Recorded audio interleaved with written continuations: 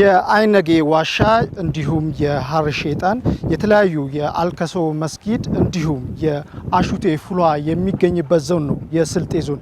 በዚህ ዞን የተገኘ ነው የባህል አምባሳደሮቻችን በዚህ አካባቢ የሚገኙ የባህል እሴቶችን ወደ እናንተ ለማድረስ የደቡብና ሙዚቃው ፕሮግራም እዚህ ስልጤ ዞን ወራቤ ከተማ ላይ ከትሟል ማለት ነው። ሰላም ጤና ይስጥልን ክቡራትና ክቡራን ተመልካቾቻችን እንደምን ቆያችሁልን? ይህ ከደቡብ ሬዲዮና ቴሌቪዥን ድርጅት ወደ እናንተ የሚደርሰው ደቡብና ሙዚቃው ፕሮግራማችን ነው። በዛሬ ቆይታችን የስልጤ ዞን የባህል ኪነት ቡድን የባህል እሴቶቻቸውን ወደ እናንተ የሚያደርሱ ነው የሚሆነው። ፕሮግራሙን አሰናድቶ ወደ እናንተ በማድረስ እኔ በኃይሉ ታደለ፣ በካሜራው ደግሞ ላቢሶ ባልቻ ጋር በጋራ በመሆን ነው። እስከ ፕሮግራማችን ፍጻሜ ድረስ አብሮነታቸው አይለየን። ተመልሰን እንገናኝ።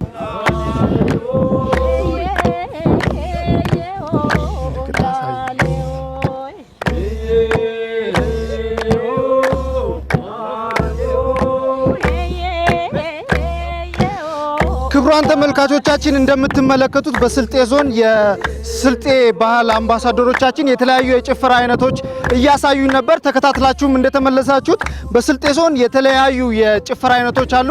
ስለዚህ የጭፈራ አይነቶች ሊገልጽልን ከባህል አምባሳደሮች መካከል አንድ የባህል ኪነት ቡድን አባል አለ። ከሱ ጋር ቆይታ የምናደርገው ነው የሚሆነው። አሁንም ቆይታችሁ ከደቡብ ቴሌቪዥን ጋር ይሁን። እስቲ ሸበል ስንት አይነት የጭፈራ አይነት አለ? የልዩነታቸው ብታስረዳን። ጥሩ። እንደውም ያው የስልጤ ብሔረሰብ 5 አይነት የጭፈራ ስልት አለ። እሱም ላሎ፣ ረጃቶ፣ ቦልቦሌ፣ ከሽከሼና ሱክሱኬ ናቸው። እነዚህም ስልቶች ያው በተለያየ ቦታ ላይ የሚዘወተሩ ስልጤ ዞን ላይ በጣም ተዘውትረው ለተለያዩ በዓላት የሚጠቀሙበት ነው። አሁን የምትመለከቱት እዚህ ጋር እየተጫወቱ የሚገኙት ላሎ የተሰኘውን ቀዝቀዝ ያለውን የጭፈራ ስልታችንን ነው ማለት ነው። እሱም ወደ 2 አይነት ነገር አለው። በመጀመሪያ ላይ ቀስ ብለህ ነው የምትነሳው። ከዛ ሞቅ እያደረክ የምትሄደው ጨዋታ ነው። በጣም ሳቢ የሆነ ጭፈራ ነው። የላሎ ጭፈራ ማለት በጣም አስደሳች ነው። ስሜት የሚነካ አይነት ጭፈራ ነው ማለት ነው። ይሄ የመጀመሪያው ነው ላሎ የሚባለው ማለት ነው። ሌሎቹንም እንደዚሁ እያሳየኋችሁ መግለጽ ይቻላል።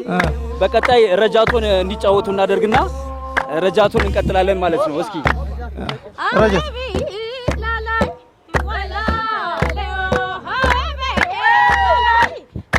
ይሄ የምትመለከቱት ረጃቶ ይሰኛል። ይህ የምትመለከቱት ረጃቶ የጭፈራ ስልታችን ነው። ትንሽ ከላለው ፈጠን የሚል ነው። ወደ ላይ ከፍ ነው። ቅድሙን እንዳያችሁት ዝቅ እያተባለ የሚመታ ነው ወደ ታች። ይሄኛው ደግሞ ከፍታ ነው፣ ወደ ላይ ነው እየተነሱ የሚጫወቱት። በጣም አስደሳች የሆነ ጭፈራ ነው ረጃቶ። አብዛኛውን ወደ ታችኛው ህብረተሰብ የሚጫወቱት ነው ማለት ነው። ልክ ያው በዚህ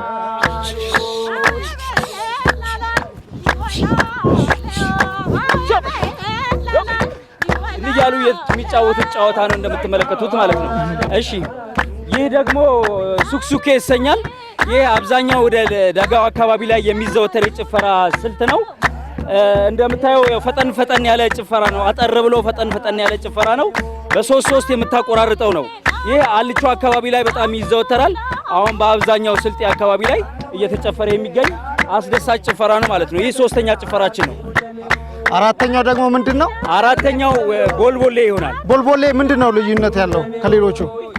ቦልቦሌ የቦልቦሌ ጭፈራ ከሌሎቹ ትንሽ ለየት ይላል። እግርን ከፍ አድርገህ የምትጫወተው ጨዋታ ነው። ቦልቦሌ ለየት የሚለው እሱ ነው። ፕላስ በትዊስት ነው የምትጫወተው እሱን ጨዋታ ማለት ነው። እና እግራቸውን ከፍ አድርገው ሲጫወቱ ያኛው አጠር አጠር ያለ ነው። ሌላኛው ላሎ የተሰኘው ደግሞ ቀስ ብለህ የምትመታው ነው። ወደ ታች ደፍቀህ የምትጫወተው ጨዋታ ነው። ይሄ ደግሞ የምታነሳበት ነው ለየት የሚለው ማለት እና ፈጠን ያለ ነው። በጣም ማራኪ የሆነ ጭፈራ ነው። እስኪ ከተወዛዋዡ ጋር አንተ ብታሳየን ምንም ችግር የለም።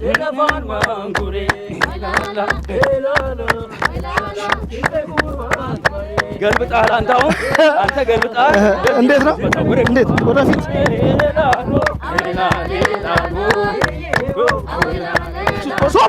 ትቆርጣለህ ማለት ነው።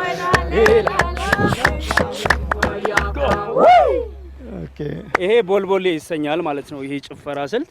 የመጨረሻው ደግሞ ምንድነው? የመጨረሻው ከሽከሼ ነው የሚሰኘው። እስቲ ከሽከሼ ከሌሎቹ ከአራቱ የሚለየው እሱ አብዛኛው አሁን በታችኛው አካባቢ ላይ ቆላው አካባቢ ላይ የሚዘወተር የጭፈራ ስልት ነው። ትንፋሼ ስለሚቆራረጥ ይቅርታ ጠይቃለሁ። እነሱ ያጅቡናል። እስቲ እኔ ከቻልኩኝ ካንተ ጋር እንትን አለ አሳየኝና። ጥሩ። ይሄኛው ከሽከሼ የሚሰኘው ጭፈራ እጃችንን ወጥረን የምንጫወተው ስትሬት ነው የምንቆመው እዚህ ላይ ማለት ነውና እግርን እኩል ነው የምታነሳው እንደዚህ ወደ ላይ ማለት ነው። ከዛ ከአንገትህ እንዲህ ያደረክ የምትጫወተው ነው ልክ እንደ ፈረስኛ ማለት ነው። እስቲ ነው እንጫወት።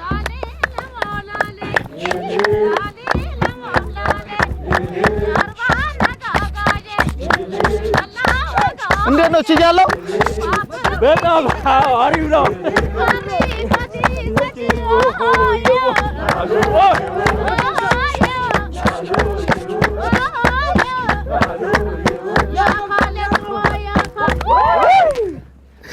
በጣም ደክም ያለው ተመልካቾቻችን የጭፈራው 5 አይነት የጭፈራ አይነቶችን ሲያሳዩ ነበር። እኔ ቻልኩኝ አልቻልኩኝ እንዴት ነው? ሞከረዋል። አሪፍ ነው። ስለዚህ ጥሩ ነው ማለት ነው። ወደፊት በደንብ ታሳየኛለህ።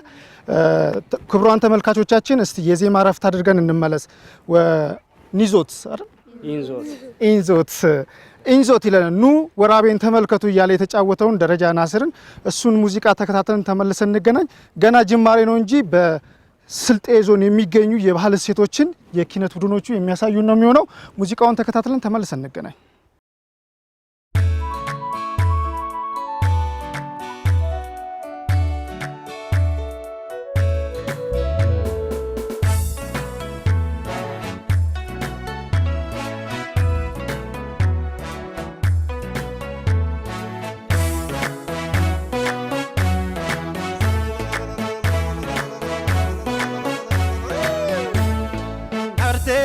شبلان تهفتاتو شبال مكان بين بابكوتو شبال مكان بين بابكوتو ورقات تبل باش بالقوت دوماي سجا أتاتات دوماي سجا أتاتات وقواشكي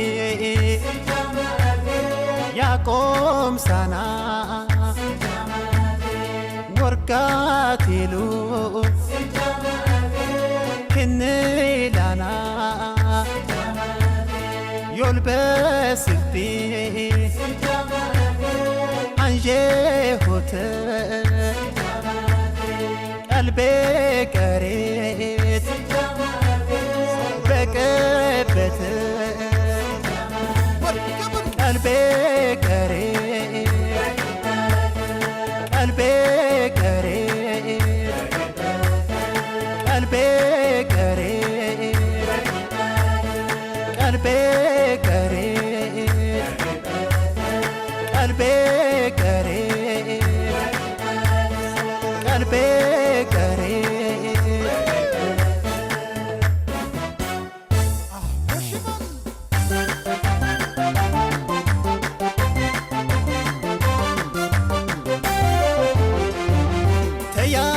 سلطيوة أيلو بي فكرة يا سلطيوة أيلو بي فكرة وقبا هلو أنساي تنقص عن مساي يا سلطيوة أيلو بي فكرة عنيت بينات قلبي جنقل عدارانيان يا جهكيهل وستي قبا محبشة نبر لنيان يا ملتشا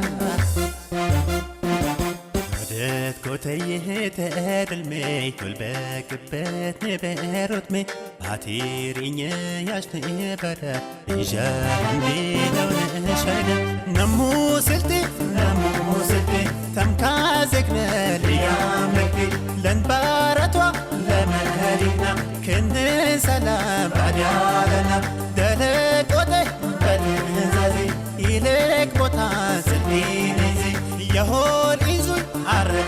ሸይጣን በባድሉ ሚቶ ገዳም መጣ ያንዤ አባያና ለባድሉ ሸይዶናና ያላሞሬ ጠሪልባነ እንዞይ ነሙ ያቆምሳነ ስልቲን አባያን አይናጌን አጅራን አሹቴን ነሙ ኢንዙ ኢንዙ ናዞይ በርበሮይ ቦለት ባደር ነሙ ኢንዙ ኢንዙ ኢንዙ ስልቲ ስልቲን ኢንዙ ስልቲን ባየወቅ ባህሏን እንዲላርገው ፍቅሯን የስልቲዋን እንዲላርገው ፍቅሯን ባሹቴ ስዝናና ሳያት ፍቅሯ ጸና የስልቲዋ እንዲላርገው ፍቅሯን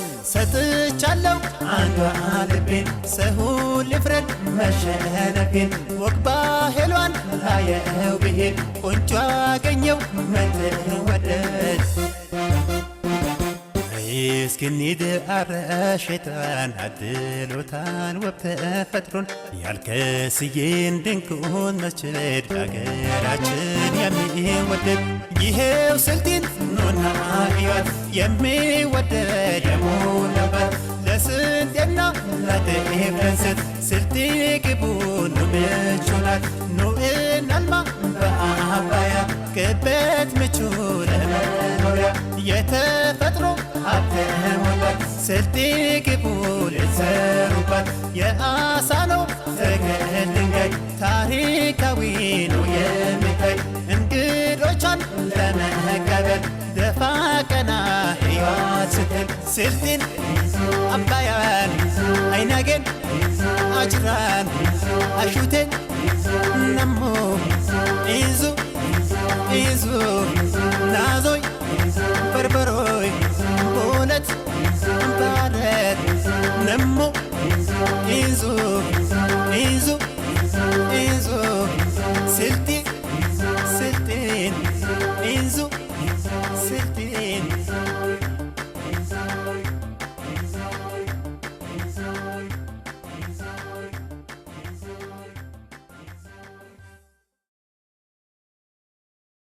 ደረጃ ናስር ያቀነቀነው ሙዚቃ ተከታትለን ተመለስን። ተመልካቾቻችን ቆይታችን እንደቀጠለ ነው። በቀጣይ ደግሞ ቅድም ሲያሳዩን ነበር የጭፈራ አይነቶችን። ያን የጭፈራ የሚያጅቡበት የባህላዊ የሙዚቃ መሳሪያዎች አላቸው። ስለሱ ደግሞ አጠገቤ ድምጻዊ ያለች ስሟን ገልጻለን ስለ ሙዚቃ መሳሪያዎቹ ምታወጋን ነው የሚሆነው። እስቲ ስምሽን አስተዋውቂንና የጭፈራ አይነቶችን የምታጅቧቸው የባህላዊ ሙዚቃ አይነቶች ስንት ናቸው? ስለነሱ ብታብራሪልን። እሺ እኔ ስሜ ድምጻዊት ኑሪ ሀሰን ይባላለሁ። ለስልጤ የተለያዩ የሙዚቃ መሳሪያ ባህላዊ አሉት፣ ግን ያው በዋናነት የሚጠራው ዛሎ ይባላል። ዛሎ በእንስራና ከመነዳር በመኪና በጎሚስታ ከመነዳሪ ነው የሚሰራው። እንዲሁም ማሰሪያው ያው ቃንጫ ነው እንደምታየው እና በጣም ልዩ ውበት አለው። ሰርግ ቦታ ላይ ይሄ ከሌለ ጭፈራው የለም፣ አይደምቅም። እና ጣውላዎች አሉ። ምሳሌ በጣውላ የሚሰሩ ባህላዊ እንጨቶች አሉ በሴቶች የሚመቱ። ያው እነዚህ የምታያቸው አሰበሪቶች ማለት በሰርግ ጊዜ የሆነ ትልልቅ ጀግናዎች ምናምን ወደ ትልቅ እንትንነት በሚሰጥበት ሰዓት የሚያዙ ማስዋቢያዎች ናቸው አሉ። ዋሽንቶች አሉ። የሙዚቃ መሳሪያ አንዱ ማስዋቢያችን ነው። አሰበሪት ነው እንደምታየው፣ አሰበሪት ይባላል በስልጤ። ይሄ ላይማ ይባላል በስልጤኛ። ይሄ ነገር ደግሞ የምታየው ከሰፌድ ከስንደዱ የተሰራ ነው። እነዚህ የምታያቸው ክሮችና ያው ፕላስቲክ ማስዋቢያዎች ናቸው። እንዲሁም ዶቃ አለ ከላይ ማስዋቢያ። ዶቃ በስልጤኛ ላይማ ይባላል። እና ይሄ ደግሞ የምታየው ያው ቀይ ክር ነው፣ ማስዋቢያው ነው። እነዚህ ያው ፕላስቲኮች ናቸው። መልካም። እስቲ የሙዚቃ ዋነኛ የጭፈራ አይነቶች የምታጅቡበት ሙዚቃ መሳሪያችሁ ነው ምን ይባላል? እንዴት ነው የሚሰራው? ከዚህ በፊት እንዴት ነበር? እሺ ያው ይሄ የምታየው ከታች የምታየው ካፈር የተሰራ ዛሎ ይባላል። ከላይ የምታየው ደግሞ ይሄ በአሁን ያው ዘመኑ ሲሻሻል ወደ ተቀየረው በፕላስቲክ ቆዳ ነው ነው። ድሮ ግን በኦሪጂናል በቆዳ ነበር ተሰርቶ ተወጥሮ ደርቆ ማለት በሱ ነበር። አሁን ግን ያው ይሄ የተሻለም ድምጽ ስላለ ወደዚህኛው ፕላስቲክ ወደ ጎሚስታው ፕላስቲክ ቀይረናል። እና ልዩ ነገር ነው። በቃ ይሄ የትኛውም ደግሞ ብሔረሰብ ላይ ወደ ደቡብ ብትሄድ ብዙ የለም። ከሀላባ ጋር ግን የሚመሳሰል ነገር አለው ማለት ከሀላባ ጋር የሚለያየው የነሱ አንደኛ በእጅ ነው የሚመቱት፣ ሁለተኛ ነገር ደግሞ በጣም ትንሽ ነው ተሸክመው ነው የሚመቱት። የኛ ማስቀመጫ አለው የምታየው አንድ ሰው የሚችለው አይደለም፣ በጣም ትልቅ ነው። የአካባቢው ሰው አጠቃላይ ድምጹን ሰምቶ ሰርግ ምሽት ላይ ይመጣል፣ ይሰበሰባል ማለት ነው። ሌላም እንትን ጥቅም ይውላል ማለት ነው ለሰርግ ሌላ መጥሪያ ለአረፋ ለሰርግ መጥሪያ ናቸው። በቃ ጭፈራ ነክ ነገር ላይ መሰብሰቢያ ነው መጥሪያ ነው ማለት ነው። እንዲሁም አነስተኛ አጃቢዎች እንስራዎች ይኖሩታል፣ ያው ማድመቂያ ማለት ነው። ግን በዋነኛነት ያው የምታየው ይሄ ነው ማለት ነው። መልካም። እስቲ ሌላውስ ሴቶች ወንዶች የሚጠቀሙት መሳሪያ አለ ማጀቢያ? ያው አንዳንዴ እንትኖች ይለያያሉ እንጂ አሁን በወንዶች ዋሽንት የሚባል አለ፣ በግርዝ ጊዜ የሚዝናኑባቸው የሚጨፍሩባቸው አሉ። በሴቶች ደግሞ እንደዚሁም ማድመቂያውን እጅን ከመምታት በጣውላ የተሰራ በእንጨት ከሽከሼ ይባላል። ከሽከሼ ነው እስቲ ያግዙኝ። እና ያው በጣውላ የተሰራ ነው፣ በሴቶች የሚመታ ነው። እጃቸውን ከሚያደክሙ እሱ ያደምቃል። አሉ የተለያዩ ነገሮች ምናልባት ከኛም በፊት የሚያውቋቸው ካሉ እስቲ በድምጽ ብለሽ በቀጣይ ሌላ ሙዚቃ የምንጋብዝ ነው የሚሆነው። እስቲ ድምጹን እንዴት ነው ለተመልካች በድምጽ ግቢልንና እስኪ በአረፋ በዓል በጣም ማለት ቢያንስ ለወር ያክል ይጨፈራል። ያባቤው በማለት ያባቤው ማለት ኑ እንሰብሰብ የባቦ እንደማለት ነው። እና ያባቤው በሚለው በአረፋ ጊዜ የሚዜም እንትን ገልጽላለሁ።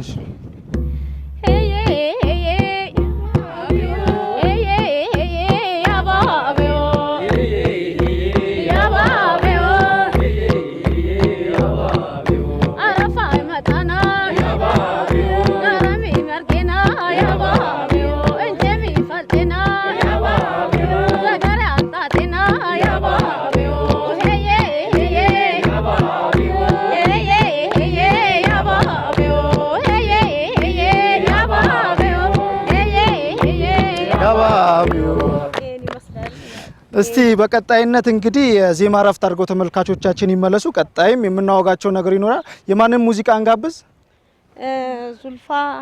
ዙልፋ ከማልና ልጁ ስሙ ያዝልኝ ሃይማኖት ግርማ በጋራ ያቀነቀኑት ሙዚቃ አለ። ክቡራን ተመልካቾቻችን የሃይማኖት ግርማና የዙልፋ ከማልን ሙዚቃ ተከታትለን እንመለስ። ቆይታችን ይቀጥላል። ሙዚቃውን ተጋበዙልን።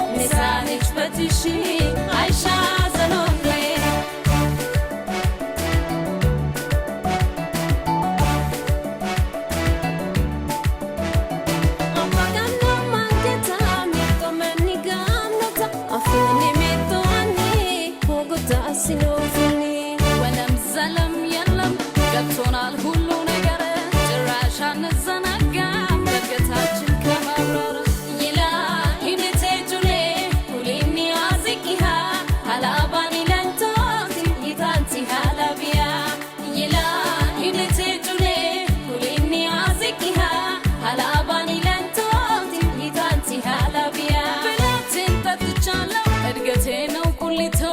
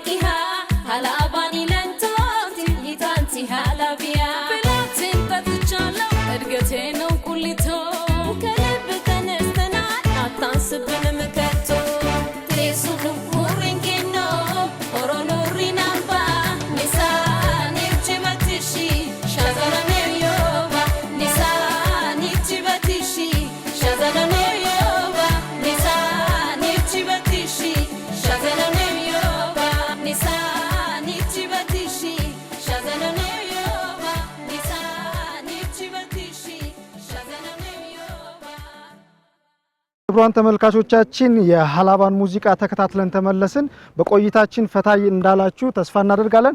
አሁን በማስቀጠል ደግሞ በስልጤ ዞን የባህል ቡድኑ አባል የሆነው አቶ ከድር ሁሴን የዜማ አይነቶች ይገልጽልን የባህል ሙዚቃ መሰረት አሉና ስለሱ ገለጻ የሚያደርግልን ነው የሚሆነው። ቆይታችሁ አሁንም ከደቡብ ቴሌቪዥን ጋር ይሁን። ስሜ ከድር ሁሴን ይባላል። አሁን ምንለው በእርሻ ጊዜ የሚባለው ማለት በስልጤ ብሔረሰብ በሚታጨድበት ጊዜ የሚባለውን ለማለት እንሞክራለሁ። ምንድነው ገመሎና ገመሎና ኦ ገመሎና ገመሎና ኦ ገመሎና ገመሎና ያሉ የሚያርሱበት ነው።